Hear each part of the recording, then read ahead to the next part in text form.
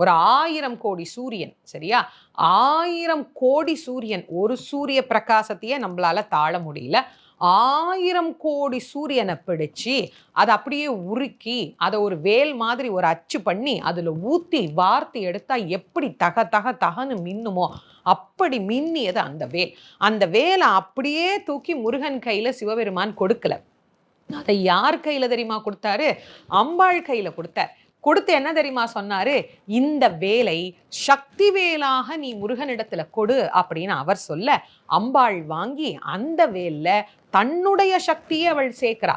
சேர்த்த பிறகு அந்த வேலை முருகப்பெருமானுக்கு அம்பாள் தான் கொடுக்கிறார். அப்ப அந்த வேல்ல என்ன ஆற்றல் இல்லைன்னு நினைக்கிறீங்க? எல்லா ஆற்றல்களும் அந்த வேலுக்கு இருக்கிறது. அது அழிக்கும் ஆயுதம் மட்டும் கிடையாது, அது காக்கும் பொருளும் கூட. ஒரு ஆயுதம் அழிக்கத்தானே செய்யும், அது எப்படி காக்கும் அப்படின்னு நாம நினைக்கலாம்.